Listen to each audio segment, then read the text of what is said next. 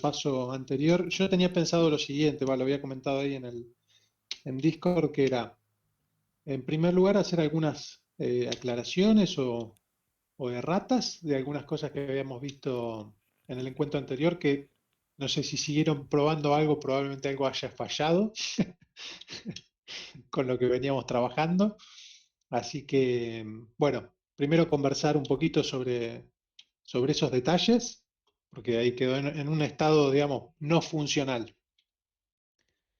Después hacer un poquito de refactoring de lo que venimos haciendo.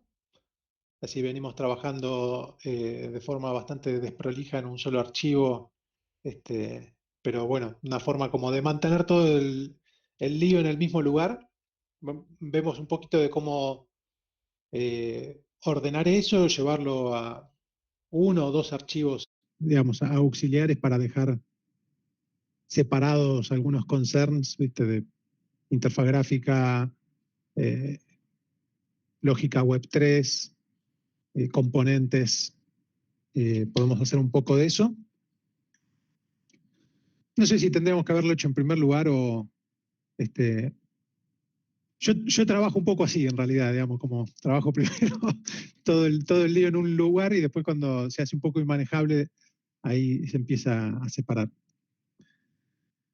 Y después, por último, nada, cerrar, digamos, terminar de hacer la UI de este contrato para poder recuperar valores que están en la red y después también poder interfacear invocando métodos.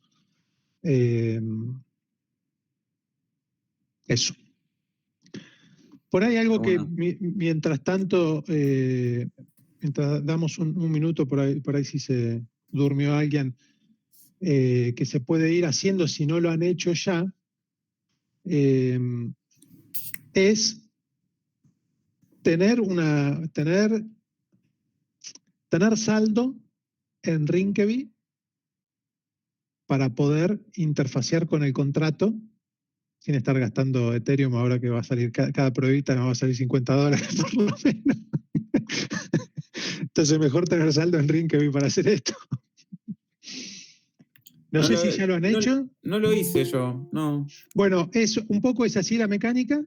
Lo explica un poco el libro, pero para hacer, digamos, la versión corta es en la testnet, bueno, en una de las testnet, en Rinkeby al menos, uno puede, digamos, en la cuenta que uno tiene para tener uno Ether en esa cuenta, lo que uno hace es pedírselo a un bot seguramente, no estoy seguro, digamos, pero pedírselo a un bot y la forma de pedirlo es con un tweet o alguna cosa parecida en donde uno dice, por favor, cargame un par de Ethers acá que quiero hacer unas pruebas.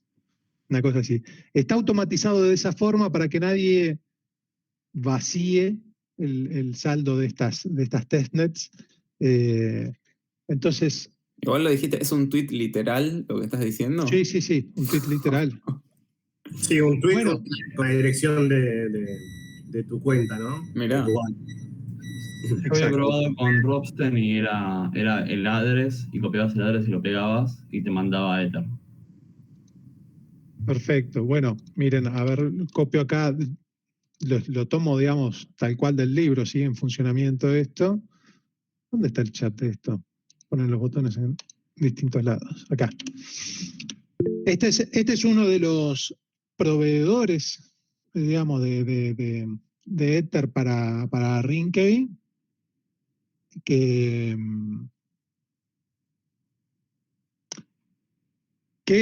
bueno, ahí tiene la instrucción, cómo funciona. Esto para prevenir digamos, que código malicioso esté vaciando estas cuentas digamos, que proveen Ether de prueba. Lo que se hace es escribir un tweet o un post de Facebook indicando, bueno, esta es mi address, ahora yo no me acuerdo bien exactamente cómo era, pero una cosa así, a ver cómo dice, to request found via Twitter, make a tweet. Mirá, ya tenés un link ahí que te precarga el tweet, así que no tenés que pensarlo mucho, digamos. Ponés tu address ahí.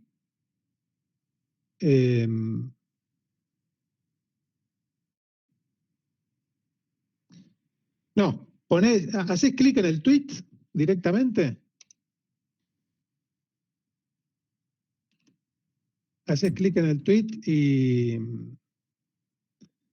y reemplazás el address ese que es 00000 por tu address. Y bueno, y en un par de minutos se te carga tu wallet con unos Ethers. Yo ahí tenía 0,1, no sé de dónde habrá salido. Estoy viendo alguna prueba de la semana pasada. O cuando abrís la red, puede ser que se te cargue, ¿no? Cuando pasás de wallet, no. No. O que venga ya con algo. No. No, porque, digamos, cuando vos creás un wallet, la red no sabe nada de ese nuevo wallet. Entonces no puede tener saldo previamente. No hay una precarga de saldo, hasta donde entiendo. Entonces. Viste que cuando abrís el MetaMask te aparecen un par de opciones como un grifo de prueba. Eso por ahí apreté alguna de esas cosas. No tengo idea, puede ser. Dice obtener Ether a partir de un grifo para Rinkey. Grifo de prueba. Bueno, por ahí ahora en MetaMask esto está automatizado Integrado, de tal forma. Sí. Igual, claro. No sé, entré. Grifo y grifo es eso, digamos. Esto es le llaman faucet. Faucet Sí. es grifo en francés. Faucet. Bueno, yo pienso que podemos arrancar. Me parece el Día del Trabajador pegó. Es el Día del Trabajador. Con más razón. Bueno. La veía venir igual. Ok. Bueno, voy a compartir pantalla y quería pasar un poquito por alguna de estas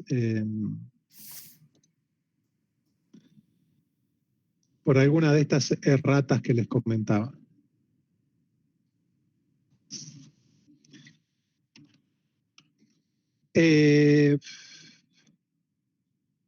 Bueno, una de las primeras. ¿Se sigue viendo mi pantalla? Ahora, porque cambié de. Estoy viendo Firefox ahora. ¿Están viendo Firefox? Sí, el libro tenés. Sí, exacto. En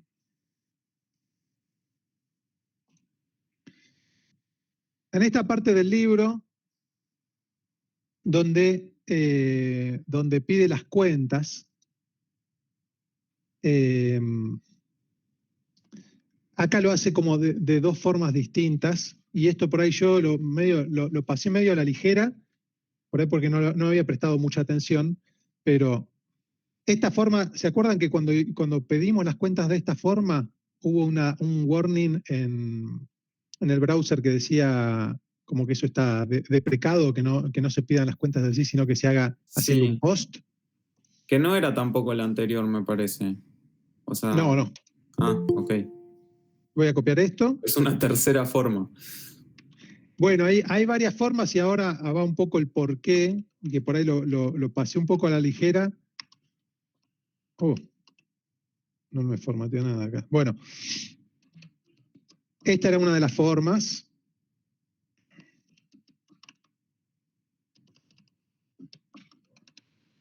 Que era pedirle al objeto global Ethereum habilitar. Y al hacerlo, digamos, en una respuesta positiva, digamos, porque acá no hay ningún control de error, tomamos la primera cuenta que tengamos en el listado de cuentas habilitadas. ¿Sí? Esto es hacerlo llamando al objeto global Ethereum, que debería existir en cualquier navegador Web3 ready. Esto es bueno, Firefox o Chrome con la extensión de MetaMask, o alguno de los otros navegadores que ya vienen habilitados con... Digo, si no tenés Ethereum. MetaMask, ¿qué pasa? El objeto global se pierde, no está. Claro, y acá uno te debería hacer un chequeo de error, y no solo en ese caso, digamos, por ahí vos estás en Chrome en incógnito. Entonces tampoco va a estar definido ese objeto global. Entiendo que eso es así. ¿Y qué será? Porque los plugins, cuando viene MetaMask como plugin, por ahí se deshabilitan incógnito. No sé. Por ejemplo, yo acá tengo una ventana de incógnito, abro el inspector, pregunto por window y no existe. Y acá estoy también en Chrome y pido por window.ethereum y acá sí está definido. Entonces, esto es como... Es high level porque es JavaScript, pero es low level porque estamos llamando al objeto global directamente. Entonces acá estábamos haciendo nosotros por ahí un poco de mezcla de, por un lado, estar usando una librería que nos abstrae de esto, y por otro lado, estar llamando al objeto global directamente acá. Cuando nosotros podríamos, en realidad, pedir las cuentas a través de la librería como estoy mostrando en esta línea acá. Web3 get account, ¿sí? Todo esto hay que rapear estas cosas en controles de errores porque puede que esté, puede que no, puede que el usuario haya bloqueado, bueno, hay que contemplar todos esos casos. Pero lo primero que quería hacer notar es que esto es el objeto global Ethereum que va a estar definido dentro del contexto de window, digamos, como un objeto global, digamos, quiero decir. Window en JavaScript es como mete acá todo. es el objeto global en el contexto de un navegador. O sea, ¿no se necesita, Diego? O sea, directamente lo haces de Web3. Claro, o sea, digamos, de acá se pueden decir dos cosas. Por un lado, no necesitas acceder al objeto global porque estás usando una librería que te abstrae de eso y podés usar los métodos que te provee esa librería. O puedo decir, no necesito Web3 porque tengo el objeto global y puedo hacer llamadas directamente a través del objeto global y hacer mi propia, digamos, biblioteca de funciones y no tener la dependencia de Web3. ¿Sí? Lo primero seguramente lo más aconsejable porque está bien mantenida y ¿para qué complicarse si alguien ya lo resolvió? Pero si uno quiere, digamos, ver, o sea, lo que hace Web3 en el fondo es hacer llamadas a este objeto global que está definido acá sin necesidad de tener ninguna librería. ¿Sí? ¿Se entiende eso más o menos? Vamos bien. Ok. Cuando nos tiraba este error o este warning el browser de que este ethereum.enable ya está deprecado, a ver si tira el warning acá. Bueno, este warning que está acá, ¿no? Dice, este método, ethereum.enable, está deprecado, o como se diga en castellano, y va a ser quitado, digamos, en el futuro. Entonces, siempre que aparezca un warning de deprecation en el código en el que uno está trabajando, es mejor atenderlo porque en el futuro va a dejar de funcionar eso. O sea, este warning nos indica que cuando se actualice MetaMask, por ahí lo que nosotros habíamos deployado como cliente, ya no va a funcionar en nuevas versiones de Ethereum. Y lo que dice acá es hacer directamente una llamada a request account. Bueno, eso que lo había pasado medio de largo para no perdernos, pero se hace de este modo que escribí acá. Es hacer un request sobre el objeto global Ethereum, pasándole como parámetro que este es el método que quiero invocar. Y esto me devuelve una promesa que si no falla, digamos, si no tiene, acá no le puse un try catch, pero si no falla, me devuelve las cuentas que me habilitó el usuario. Bueno, esto es simplemente para comentar, digamos, que uno puede trabajar directamente con el objeto global, si prefiere. Seguramente va a ser más cómodo trabajar con Web3. Entonces, estas llamadas al objeto global Ethereum directamente las vamos a volar,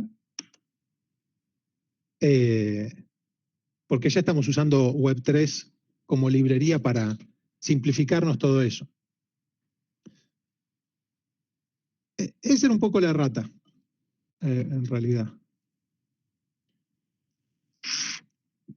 Y después un poco más así como para aclarar cosas que por ahí no vamos a atender ahora, pero que hay que atender en algún momento, es que este método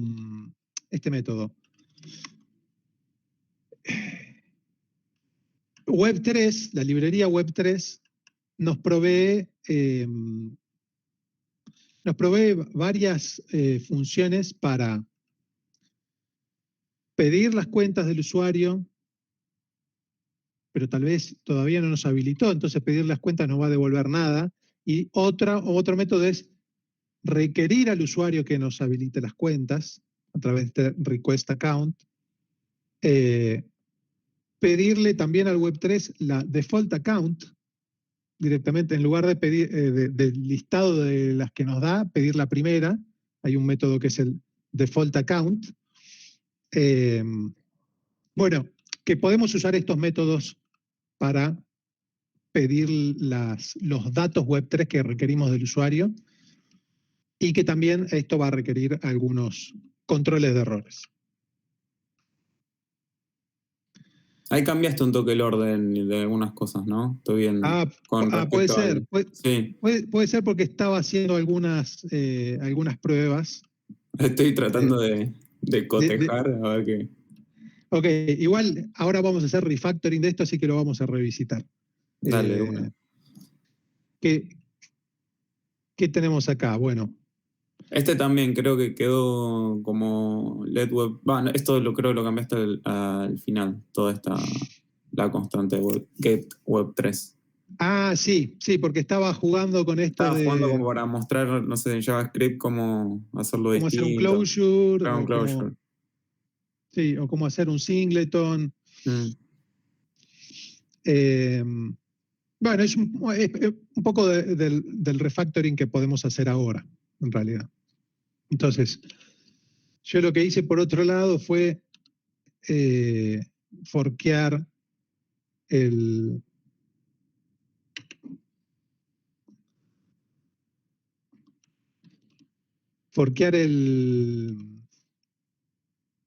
repositorio que acompaña al libro para que estos cambios que estoy proponiendo ya queden como parte del fork, si por ahí después Santiago puede verlo. O sea, lo primero que va a ver es que hice toda una chanchada en el archivo app.js en primer lugar, pero bueno, ahora vamos a pasar a prolijar todo esto. Entonces, la estructura de carpetas acá lo estoy tomando tal cual lo propone Santiago, aunque por ahora no presten atención a si tienen o no algo acá, porque ahora va a estar todo vacío. O sea, ustedes no, probablemente, si siguen con el ejemplo del encuentro anterior, no tienen estas 3 carpetas y no tienen nada dentro de ellas. Nosotros teníamos una carpeta source con un archivo app.js y algunos más. Y después teníamos una carpeta con el contrato, eso sí, y una carpeta en donde el contrato se compila. Y después, por otro lado, habíamos hecho una copia de este contrato compilado a algún lado. Creo que lo habíamos puesto acá directamente en el raíz de source. Yo lo moví a una source contracts y acá está el artifact.json. simplemente para no dejarlo ahí en el raíz, ¿no? Pero eso es lo único que hice. No haga mucho caso de este counter que está acá, ni de estos componentes, porque todavía... Eso va a formar parte del refactoring que vamos a hacer, pero todavía no es nada.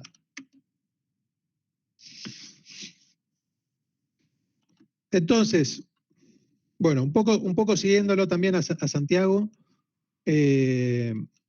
y tratando de hacer un poco más manejable y prolijo este app.js, podemos mover toda esta primera parte y darle forma, digamos, porque ahora no nos está dando nada. Podemos mover toda esta primera parte que tiene que ver con la interacción con Web3, podemos moverlo a un archivo aparte.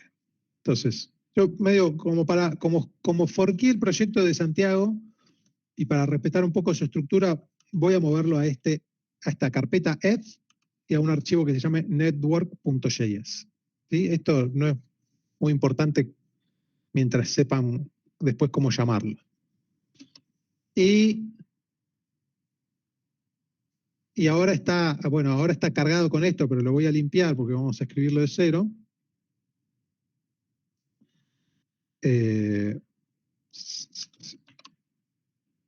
Acá vamos a mudar a este archivo toda esa roña que teníamos en el app.js. Así que por ahí, en el app.js teníamos, olvídense de si lo tenían como closure o no, esto. Teníamos una función para devolvernos el objeto web3. Una función para devolvernos el contrato. Y esto tal vez no lo habíamos llegado a terminar, pero íbamos a tener una función para devolvernos el contrato deployado. Así que voy a mover estas líneas. Estas líneas de acá.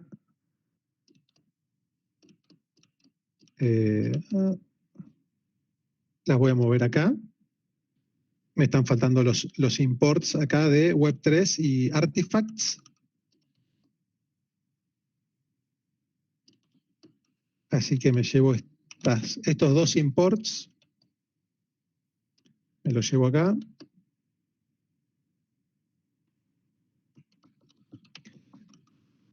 Voy a tener que ajustar la ruta, digamos, de Artifact, porque a ver, yo estoy en Network, tengo que bajar un nivel y ahí ir a contratos Artifacts. Así que fíjense esto, digamos, cómo recuperan este Artifacts, o sea, es decir, dónde tienen el JSON en sus sistemas de archivos. Recupero el Artifact bajando un nivel. Estoy en la carpeta Ed, bajo un nivel, voy a la source, de ahí a contracts y ahí artifacts. Ok, y en este network tengo Web3, artifacts y después una serie de funciones que quiero exportar para que puedan ser consumidas por otro archivo. ¿Sí? Primera cosa que voy a anotar acá es que, como ya lo estoy haciendo en un archivo aparte, esto el closure ya no tiene tanto sentido porque esto va a funcionar como un closure en sí mismo. Así que dejo este Web3 global acá porque es solo global para este archivo. Y Web3, entonces puedo sacarle el closure este.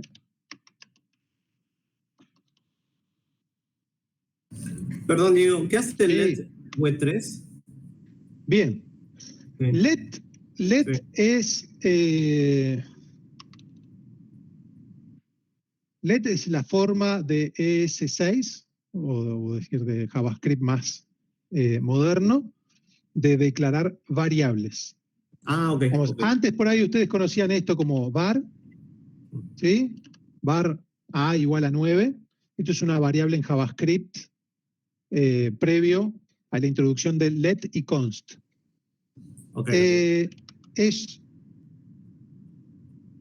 Si yo pongo acá var, va a funcionar del mismo modo.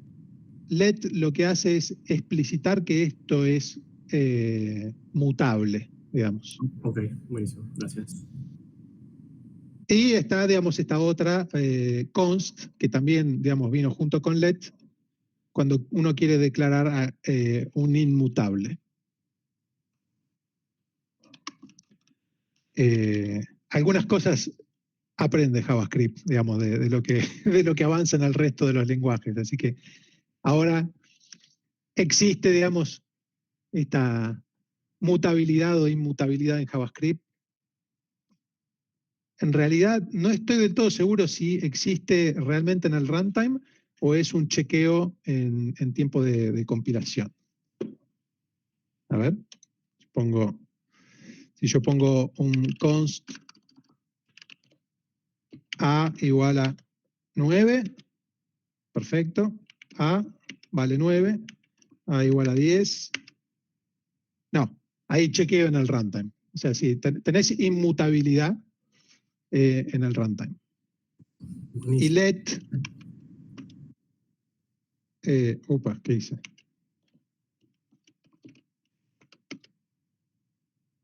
Hice un lío bárbaro. Ah, no, A ya fue asignado como una constante. B igual a 9.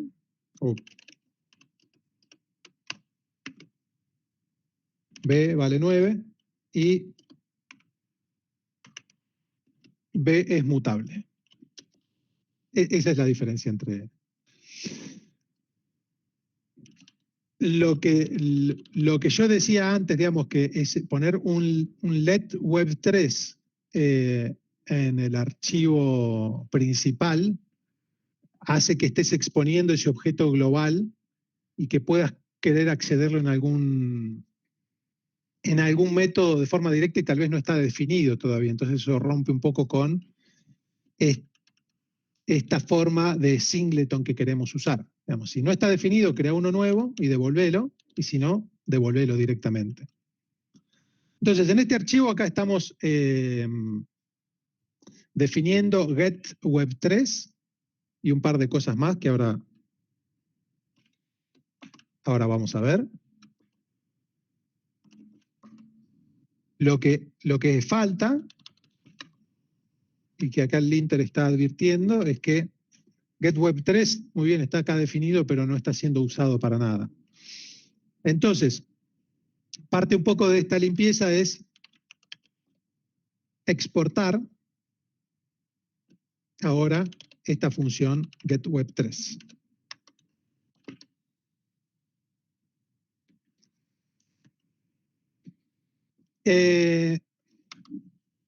De esa forma, digamos, yo puedo ahora consumir, importar ese getWeb3 de acá. ¿Sí? Un poco de prolijidad en los archivos. Llevarlo para allá, dejar ese let global, pero es global, en realidad es global allá. Y eso, si quieren, digamos, para chequearlo, acá en Network,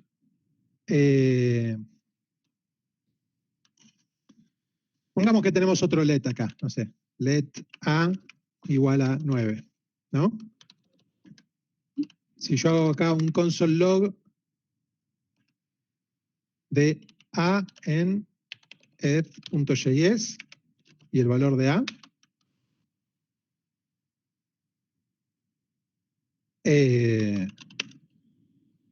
si yo corro con yarn start la aplicación,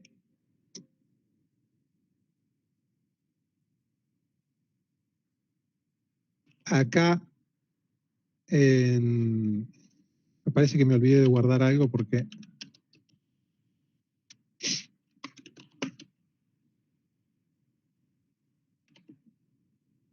acá A en eth vale 9, pero si yo pido Voy a cerrar un par de archivos que me están molestando.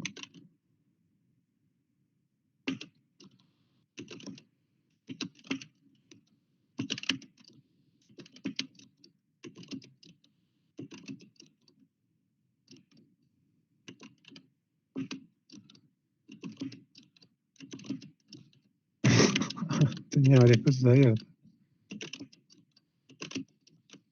Ok. Si yo pido ahora este A acá, yo estoy importando Web3. Web3 define A. Y yo pido el valor de A ahí. Bueno, de hecho, falla la compilación. Falla la compilación porque A ni siquiera está definido. Bueno, no importa. Lo que quería decir es A no es una global, sino que solo es global dentro de este archivo. O sería más bien una local, ¿no? Pero bueno.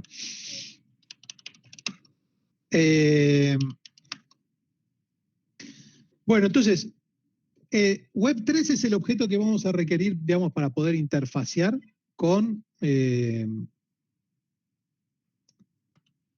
MetaMask, digamos. Y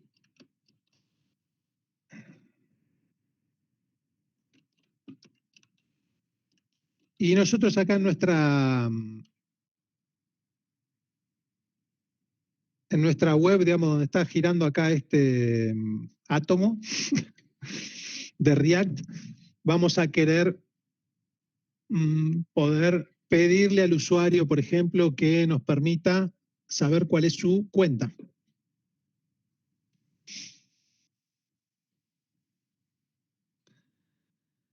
Entonces,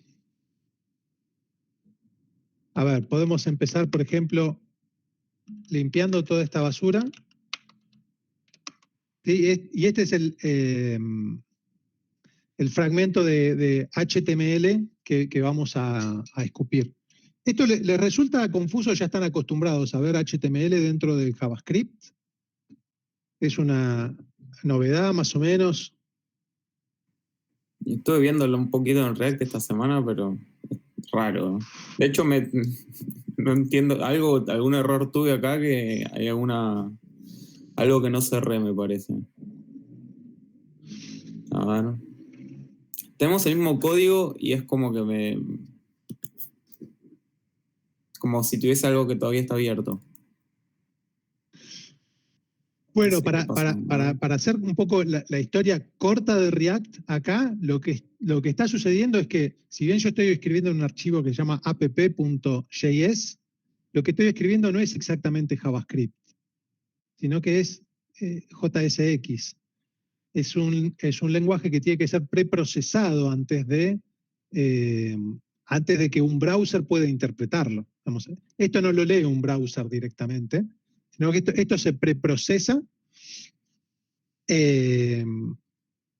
como un archivo propio del framework de React. Entonces, es como si fuera una especie de superset de JavaScript, en donde uno puede embeber fragmentos de HTML con ciertas reglas que tiene que cumplir también, como por ejemplo, yo no puedo usar class, que uno sí usaría en HTML, porque está reservado en JavaScript.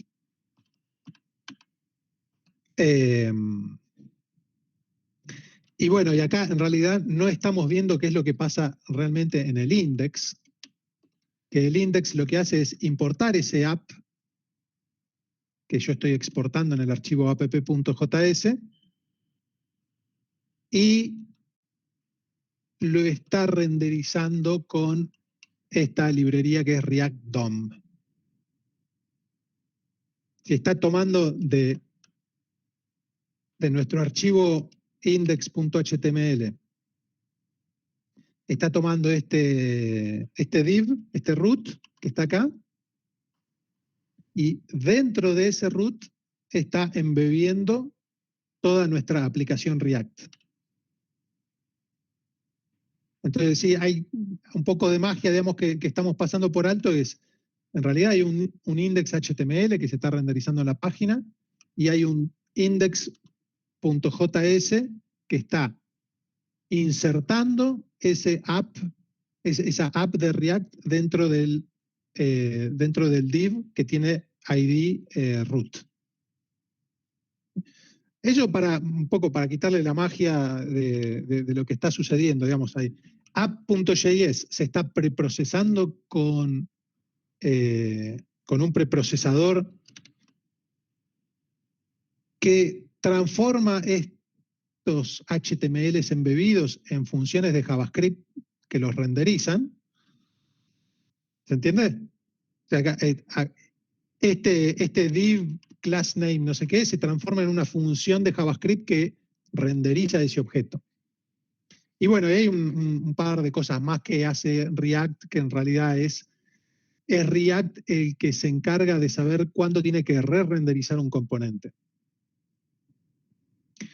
Pero bueno, vamos a empezar ahí lo que, perdón, pues el chat leía a Brian, que le salió un error. Oh, no lo vi. ¿Qué dice? Sí, cuando quiere importar desde directorio de TH, me tiene ese error. Ah, pero este import lo estás haciendo desde el app.js. Sí, sí. A ver. Pero en el app... ¿Qué está pasando? En el app.js, no, pero no tenés que bajar un nivel. ¿Yo dije eso? Por ahí me confundí. No, yo puse porque estaba ahí atrás, pero capaz me confundí yo, ¿eh? No, es un solo punto. Es como decirle, desde este directorio... Ah, ok. Acá, en app.js es punto barra. No tengo que retroceder. Ok. De app.js tengo que, desde ahí mismo, entrar a Ed y pedir network. Bueno, ahí para tirar un poco algunas cosas de React. De hecho, este logo ya no lo necesito. Chao. Vaya a saber por qué falló para compilar. Ah, porque lo estoy requiriendo acá. El logo este ya no me interesa. Ahí está. ¿Qué tengo en mi app? Ahora quedó un poco más chiquita, pero no tengo nada. Puse un H1 que dice counter y acá es donde voy a poner, no sé, supongamos que en un H2 voy a querer poner el wallet address, que ahora vemos cómo lo pescamos. Ahí queremos el wallet del usuario. Y, digamos, para no ser demasiado prepotentes, por ahí vamos a pedírselo al usuario, antes de directamente hacer un llamado y abrirle MetaMask, que eso puede ser un poco mala experiencia de usuario. Vamos a por ahí poner acá un botón. ¿Sí? Vamos a poner un botón primero. Y le vamos a poner, no sé, voy a dejar de gritar. Connect wallet. ¿Sí? Sin estilos, y nada, así bien duro. Un botón gris horrible. Connect wallet. Vamos a querer que el usuario, al hacer clic acá, recién ahí pidamos algo de este network que prolijamos en ese otro archivo, ¿no? Recién acá le vamos a requerir al usuario su wallet. ¿Sí? Después por ahí se puede hacer algo mejor, porque tal vez el usuario es la segunda vez que entra y ya lo hizo esto. Pero pongamos el primer caso. Cada vez que abre la página le aparece este botón, cuando le pone conectar, ahí se le abre MetaMask. Entonces, lo que vamos a necesitar es conectar una acción a este botón, registrar un evento. Bueno, acá es donde por ahí React ya tiene algunas facilidades, porque uno por ahí en JavaScript pondría document, add event listener o alguna cosa por el estilo, o alguna magia jQuery o algo así. Bueno, acá hay magias React, que es poner un atributo onClick en este objeto. Un atributo onClick, y le vamos a pasar entre llaves el nombre de una función. Y le puedo llamar onConnectWalletPress. Esa es una función que tengo que definir. Y la puedo definir dentro de este mismo componente. ¿Sí? Como una función. Esto es una forma de definir una función.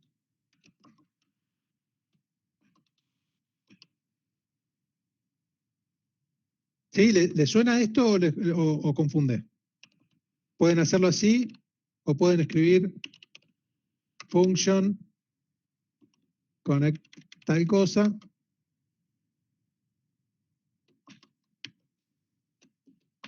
¿Sí? Es la misma cosa. ¿Sí? Para mí tiene ciertas ventajas ya escribir de esta forma, digamos, porque tenés linting sobre esto que estás definiendo de forma constante y, bueno, y un poco también es el estado del arte hoy de cómo declarar funciones. Pero cualquiera de las dos son equivalentes, digamos. Perdón, ¿no hay algo de inmutabilidad por el const? Para el caso de una función, porque entiendo la parte de una variable, pero para una función no sé, no se me ocurre. Si hay alguna diferencia por el hecho de estar definiendo de forma inmutable, puede ser que haya algunas ventajas en el compilador, en el runtime, al declararlo de forma inmutable. Igual, una cosa a tener presente también es que yo estoy definiendo de forma inmutable dentro del contexto de otra función. Cuando esta función se vuelve a ejecutar, es un nuevo contexto, entonces se puede redefinir. Ok. Distinto a si yo lo defino fuera, ¿no? Si yo acá lo defino fuera, si esto se define una sola vez. Y podría hacerlo, pero probablemente después quiera tener acceso a algunas propiedades que están acá adentro. Así que como yo ya sé que lo voy a necesitar, luego ya me adelanto y lo pongo ahí. Ups. Okay. Bueno, tengo esta función. Empecemos con para saber qué es lo que está pasando. Así que ahí si tienen corriendo React con yarn start, esto guardan. Y bueno, después de todo cuando hago clic acá, bueno, ahí el console log del botón presionado.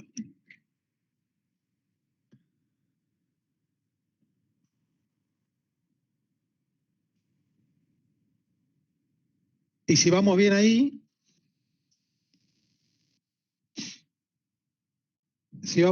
ahora lo que vamos a hacer, bueno, justamente es que cuando presionemos ese botón le estemos pidiendo al usuario,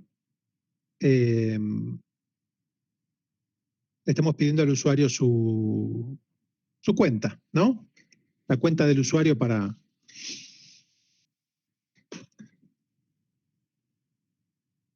poder hacer llamadas. Bueno, eso todavía no lo escribimos, ¿no? Estábamos escribiendo algo por acá.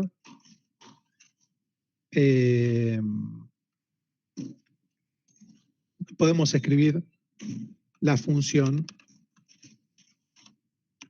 que nos devuelve las cuentas del usuario de la librería web3. web3.eth.getAccounts. Entonces, definimos la función getAccount. Podemos decir getAccount si queremos una sola.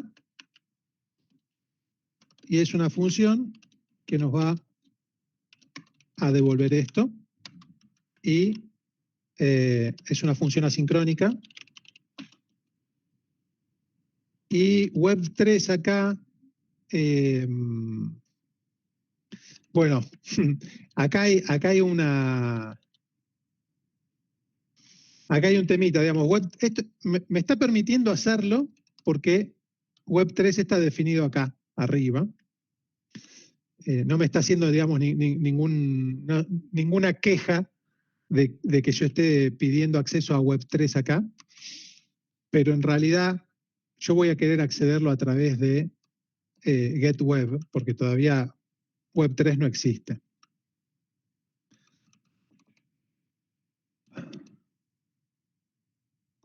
Entonces lo voy a llamar acá. Esto puede resultar confuso, ¿no? Digamos, si yo ya tengo definido Web3 acá, ¿por qué no dejar directamente que se llame a GetAccount acá? Y el tema es que yo quiero, digamos, yo puedo tener Web3 no definido. Bueno, acá donde lo del closure por ahí me salvaba, digamos, esto por ahí depende un poco de cómo uno quiere administrar el código. Uno quiere controlarlo con un poco de documentación o quiere enforzarlo haciendo un closure de esta función para que directamente me salte un error de compilación cuando yo quiera acceder a Web3 acá y ese Web3 no exista de forma global. No quiero complicarla ahora con lo del closure, era simplemente un poco nada, una digresión de lenguaje de programación. Vamos a considerar que estamos manteniendo nuestro código. Una forma un poco ortodoxa, pero que por ahí funciona, es definirla de una forma en donde yo sienta que estoy haciendo algo raro si lo accedo directo. No cambia mucho las cosas, pero bueno. Obtengo mi instancia de Web3 y pido mis cuentas, get accounts, y devuelvo la primera. Esa podría ser una forma de tener las cuentas del usuario, tener la cuenta del usuario. Suponiendo que la primera es la que queremos y suponiendo que no sucede ningún error cuando hacemos esto, como por ejemplo que el usuario nos cancele la petición de acceder a sus cuentas de Web3. Pero dejemos el control de errores para otro momento. GetAccount, entonces ahora es una función que estamos exponiendo en este archivo. No, perdón, que todavía no estamos exponiendo, que tenemos que exponer. Así que exportamos la función getAccount y acá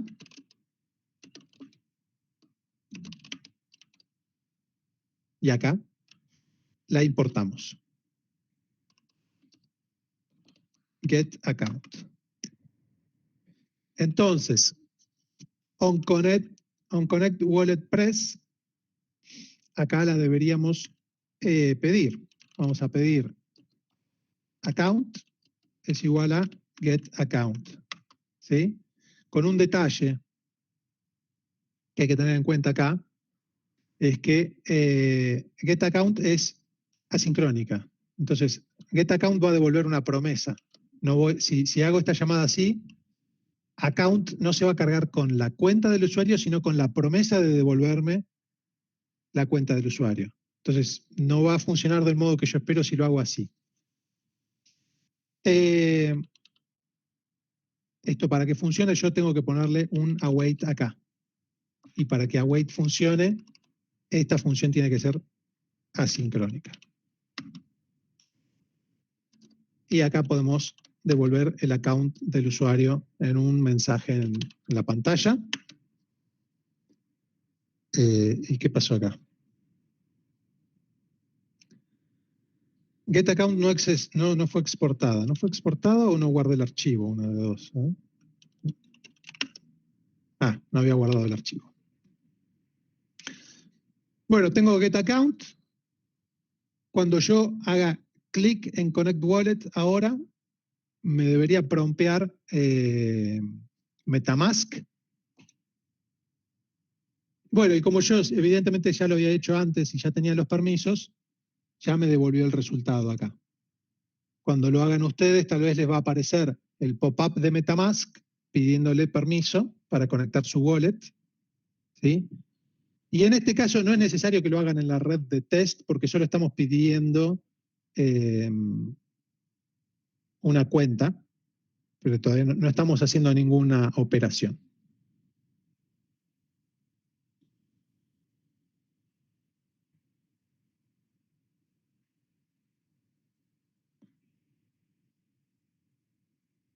¿Cómo vamos?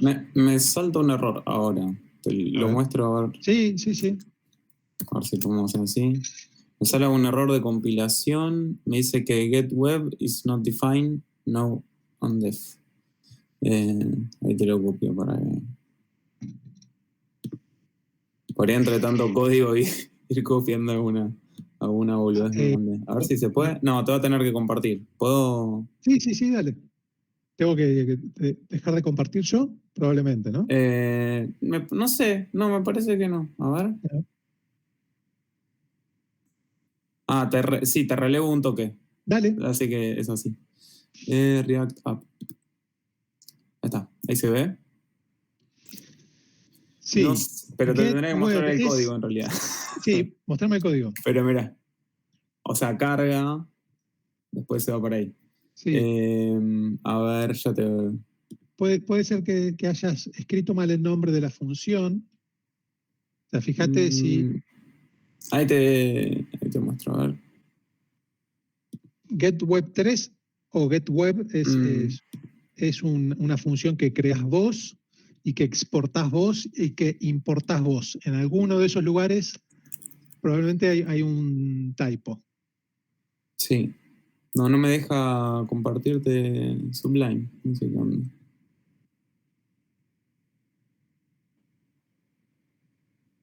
Igual no importa, no sé si es una cuestión de... Pero fíjate, revisa esto. Mira, en Network... Por la duda, compartime así lo... acá está. Tengo que volver a compartir. No, ahí está. Así quedó como me quedó aislado. Ahí está. En network.js, fíjate de qué manera estás nombrando a la función, de qué manera la estás exportando y de qué manera la estás importando en el principal. Sí, igual siempre. ¿Igual siempre? Sí. Fíjate, a ver, me mostró un cachito de network, por las dudas. Sí. A ver, para acá. Esto es todo network. Ahora, esto voy a borrar lo que está comentado. Ahí la copio por las dudas para que sea más fácil. Por ahí a ver si se lee con formato. Sí, se ve más o menos. Ahí, fíjate que está llamando a GetWeb y está definida como GetWeb3. ¿En dónde me estás diciendo? Dentro de GetAccount. Dentro de GetAccount. Sí. La primera línea de la función GetAccount es GetWeb en lugar de GetWeb3. GetWeb3, ahí va, listo. Sí. Sí, acá algo que puede ayudar es usar un linter. Gracias, perdón. No hay problema. Usar un linter de JavaScript en tu editor. Que ese tipo de errores que son súper comunes te los advierte ya antes de guardar el archivo o algo así.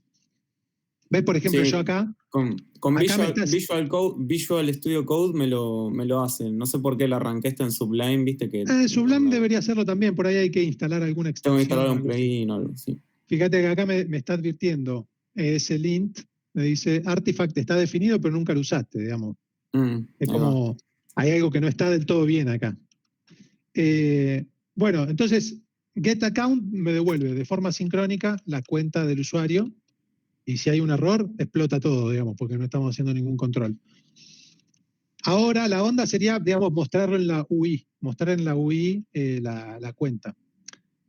en verdad, digamos, probablemente no querramos mostrar la cuenta del usuario, pero bueno, es lo que tenemos para mostrar de Web3 ahora, así que vamos a usarlo. Entonces, ¿cómo mostramos algo de cómo manejamos estados en React? ¿No? Porque account es algo que se define acá. ¿Cómo hacemos para renderizar esto en React? Porque acá uno podría hacer alguna cosa así tipo, ¿viste? Insert DOM element o no sé qué. Bueno, pero en React no se hace eso, digamos, porque ya el render te lo está manejando React. Entonces, lo que se hace es usar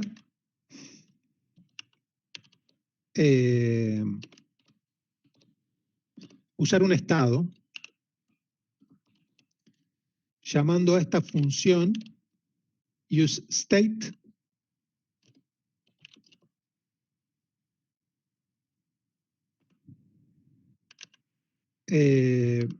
from React. ¿Estamos bien? De React pedimos. React se pide porque se necesita como contexto. Estoy casi seguro. Tal vez se pueda volar esto de acá y pedir solo useState. Y useState es un hook muy simpático que lo que hace es devolverme, es una función que me devuelve en un arreglo un getter y un setter. Un getter en el elemento 0, un setter en el elemento 1 y me permite, digamos, bueno, mantener el estado de alguna propiedad que me interese en ese getter y setearla con ese setter. Entonces, no sé, pongamos que le llamamos address, seguro después le cambiamos el nombre a algo mejor o ni usamos esto. Yo me defino en una constante, más bien en dos constantes, después podemos conversar un poquito sobre esta sintaxis. En dos constantes me defino qué es ese address y qué es cuál es el getter y cuál es el setter. ¿Qué nombre le quiero dar al getter? ¿Qué nombre le quiero dar al setter? Y llamo a useState, que va a ser el hook que me va a mantener el estado de este address, y le paso un valor default para inicializarlo, que podría ser, por ejemplo, null, porque al comienzo no tengo nada.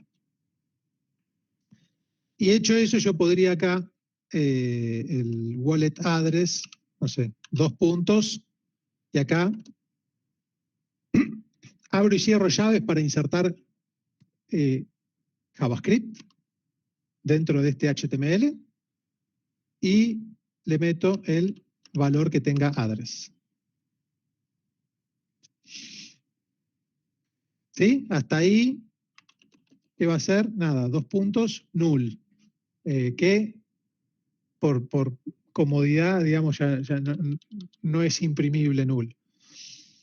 Y acá, en vez de poner un console log del account, puedo llamar al setter. Entonces, set address, podría haber llamado account, ¿no? Bueno, lo voy a dejar para no perder tiempo en esa pavada, digamos. Pero set address y pongo el account que recibo. Entonces, cuando yo presiono este botón, va a recuperar ese address, va a actualizar el estado que estoy manteniendo con este hook que se llama useState y React va a anotar que el estado cambió y va a re-renderizar ese componente.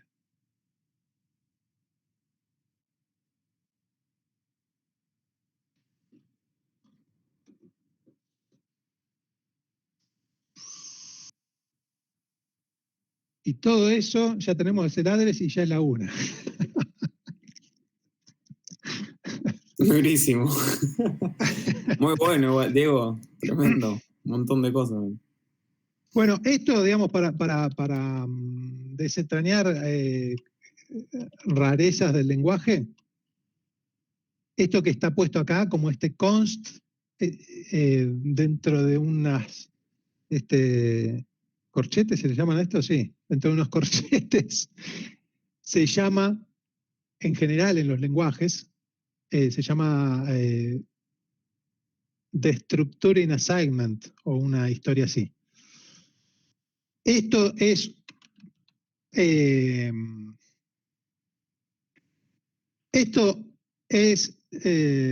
syntax sugar para lo que, si no, uno tendría que escribir del siguiente modo.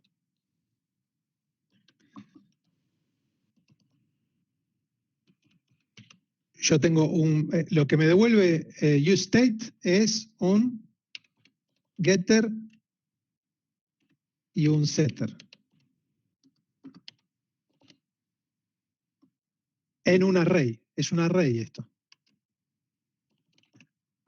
Y después uno escribiría const address para más comodidad y pone getter and setter el elemento 0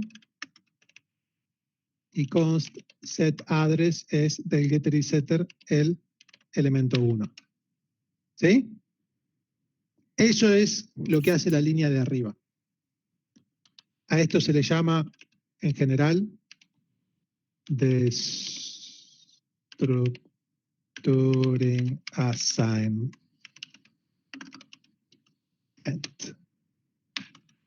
¿Sí? Y súper cómodo los lenguajes que implementan este tipo de syntax sugar. Mucho más sucinto escribir esto que todo esto.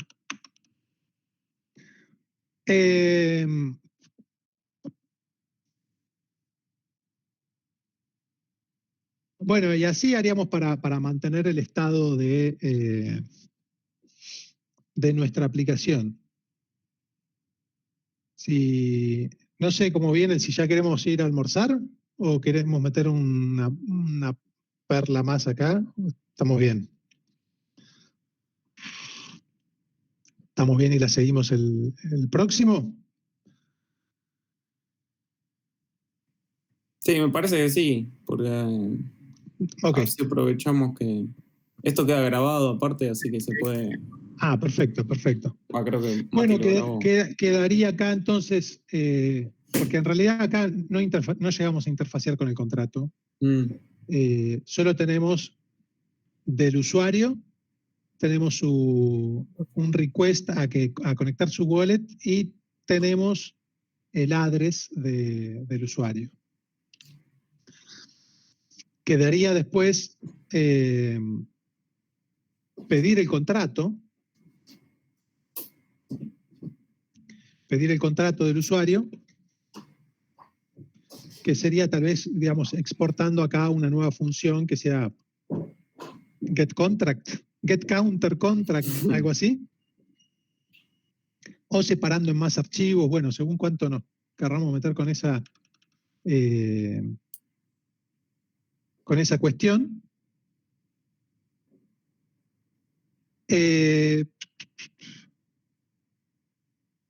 Bueno, esto es algo que más o menos ya teníamos hecho, pero que era el contrato acá entendido como la representación del contrato según lo define el ABI, el Application Binary Interface que tenemos en ese JSON. El contrato lo recuperamos así. Como una instancia de un contrato pasándole a Web3 el ABI que tenemos del JSON. Lo que nos va a faltar, que vamos a hacer entonces en la próxima, va a ser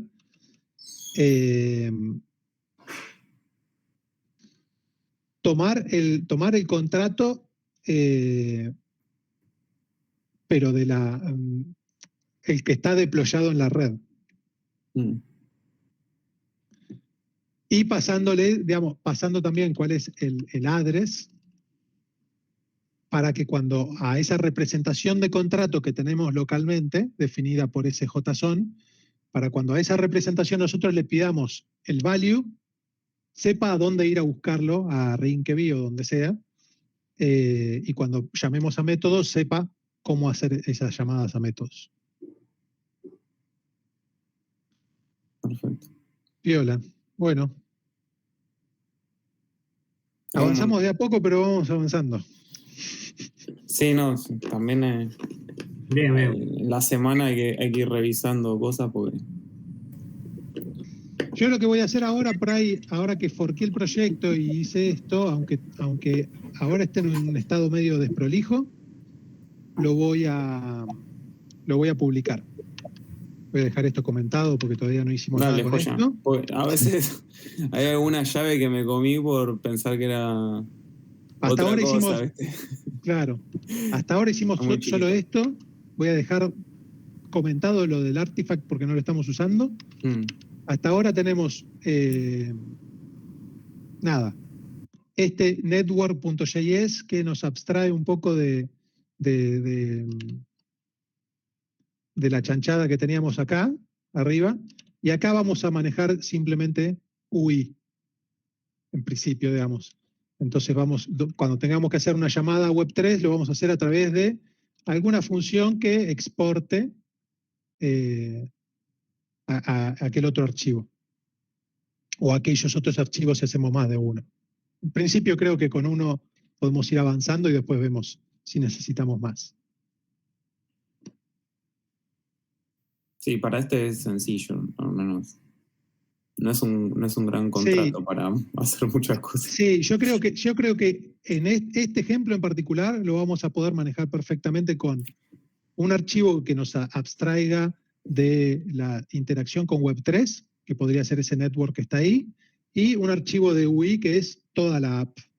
Punto. Digamos, para otros más complejos, por ahí vamos a tener como distintos componentes de interfaz que querramos tener de forma aislada, pero en este caso me parece que no es necesario. Si querés, de última, hay un par de contratos, viste, en la página de... pero claro, no están deployados. Ese sería el problema.